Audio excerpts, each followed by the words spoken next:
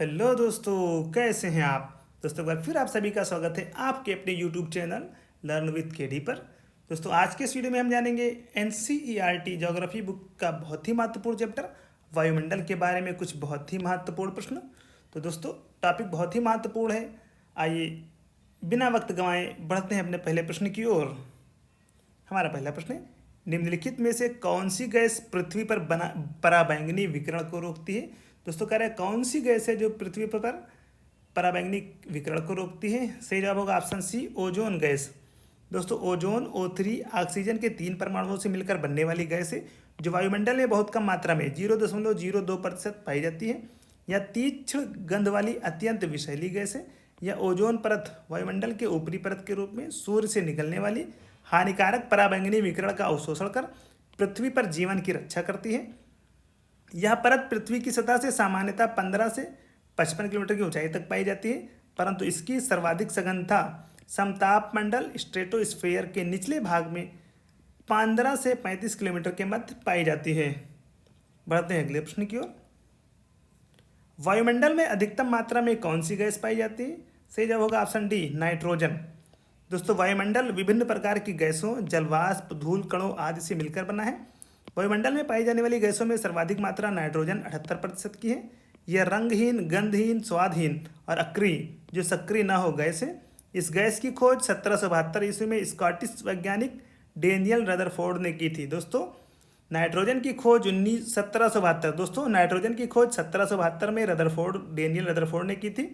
Nitrogen के पश्चात वायुमंडल में ऑक्सीजन 21%, आर्गन 0.93%, कार्बन डाइऑक्साइड 0.03% आदि गैस से पाई जाती हैं।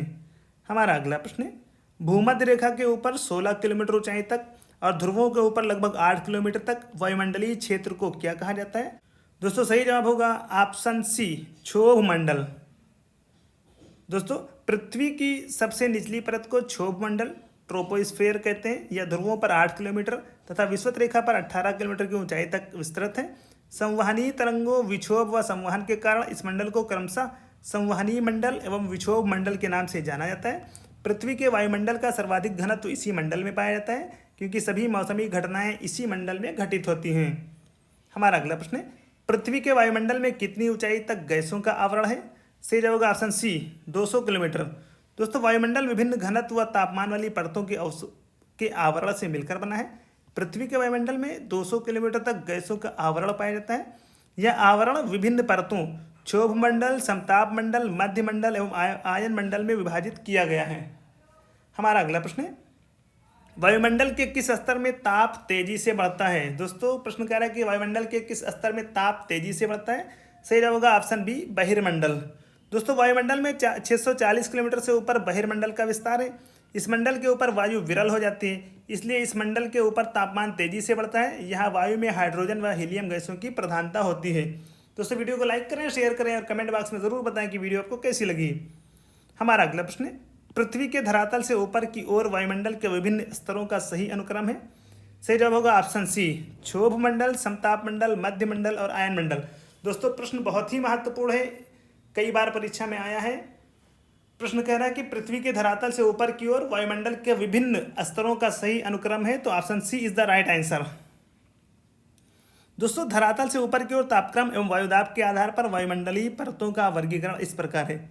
परिवर्तन मंडल या क्षोभ मंडल धरातल से 8 से 18 किलोमीटर, और समताप मंडल धरातल से 18 से लेकर 50 किलोमीटर।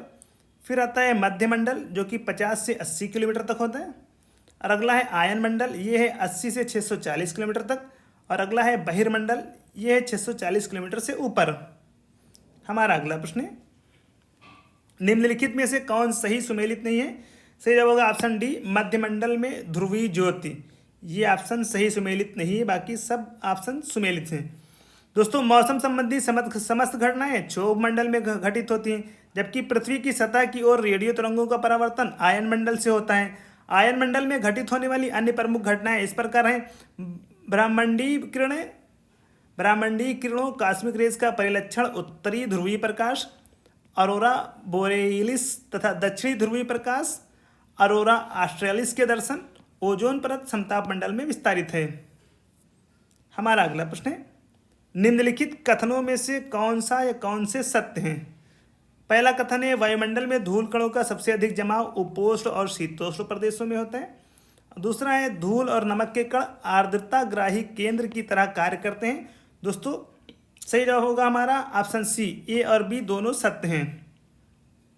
दोस्तों वायुमंडल में छोटे छोटे ठोस कणों को भी धारण करने की क्षमता होती है। ये छोटे कण विभिन्न स्रोतों जैसे समुद्री नमक, सूक्ष्म मृदा, धुएं की कालिमा, राख, पराग, धूल तथा उल्काओं के टूटे हुए कण से निकलते हैं। उपोष्ण और शीतोष्ण प्रदेशों में सूखी हवा के कारण धूल कणों का सर्वाधिक जमाव पाया जाता है, जो विषुवतीय एवं ध्रुवीय प्रदेशों की तुलना में अधिक मात्रा में होते हैं। धूल और नमक के कण आर्द्रताग्राही नाभिक के रूप में कार्य करते हैं, जिसके चारों ओर जलवाष्प संघनित होकर मेघों का निर्माण करती है। बढ़ते हैं अगले प्रश्न की ओर। जलवाष्प के संबंध में कौन सा कथन असत्य है? तो दोस्तों सही जवाब होगा ऑप्शन ए, जलवाष्प की मात्रा वायुमंडल में ऊंचाई बढ़ने के साथ बढ़ती है। ये कथन असत्य है। दोस्तों वायुमंडल में उपस्थित जलवाष्प ऐसी परिवर्तनशील गैस है जो ऊंचाई के साथ घटती जाती है। गर्म तथा आर्द्र उष्णकटिबंध में यह वायु के संपूर्ण आयतन का 4% होती है, जबकि ध्रुवीय ठंडे प्रदेशों तथा रेगिस्तानी शुष्क प्रदेशों में यह वायु के आयतन के 1% से कम होती है। हमारा अगला प्रश्न है, समताप मंडल को जेट विमानों की उड़ान के लिए आदर्श माना जाता है, क्यों? तो दोस्तों सही जवाब होगा ऑप्शन डी, इस परत में बादल निर्माण तथा अन्य मौसमी घटनाएं नहीं होती, इसलिए समताप मंडल को जेट विमानों की उड़ान के लिए आदर्श माना जाता है। दोस्तों क्षोभ मंडल तथा मध्य मंडल के मध्य स्थित समताप मंडल पृथ्वी के वायुमंडल की दूसरी प्रमुख परत है। इस परत में जलवाष्प अल्प मात्रा में होती है, इसीलिए इस परत में बादल तथा अन्य मौसमी घटनाओं का अभाव पाया जाता है। वायुमंडलीय विक्षोभ से बचने के लिए इसी मंडल में जेट विमान चालक जेट विमान उड़ाना पसंद करते हैं। हमारा अगला प्रश्न है, जो कि इस टॉपिक का अंतिम प्रश्न होगा। संचार उपग्रह वायुमंडल के किस स्तर में स्थापित किए जाते हैं? तो सही जवाब होगा ऑप्शन ए, बहिर्मंडल। दोस्तों संचार उपग्रहों को विषुवत रेखा के ऊपर लगभग 36,000 किलोमीटर की ऊंचाई पर भूस्थैतिक कक्षा में स्थापित किया जाता है। इस प्रकार कहा जा सकता है कि संचार उपग्रहों को वायुमंडल की सबसे ऊपरी परत बहिर्मंडल में स्थापित किया जाता है, क्योंकि बहिर्मंडल का विस्तार 640 किलोमीटर के ऊपर अंतरिक्ष में अनंत ऊंचाई तक है। तो दोस्तों ये थे वायुमंडल से संबंधित कुछ बहुत ही महत्वपूर्ण प्रश्न, जो कि NCERT की ज्योग्राफी की बुक से लिए गए थे। दोस्तों वीडियो को लाइक करें, शेयर करें और कमेंट बॉक्स में ज़रूर बताएं कि वीडियो आपको कैसी लगी। दोस्तों किस टॉपिक पर आप वीडियो बनवाना चाहते हैं ये भी बताएं, ताकि हमारी टीम उस टॉपिक पर वीडियो बनाकर ला सके।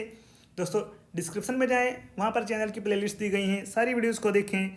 सारी वीडियोज़ दोस्तों आपकी आने वाली आगामी परीक्षाओं में बहुत ही महत्वपूर्ण साबित होंगी। आज के इस वीडियो में बस इतना ही। दोस्तों चैनल को सब्सक्राइब करना बिल्कुल भी ना भूलें। जल्दी आपसे मुलाकात होगी एक नई वीडियो के साथ। धन्यवाद।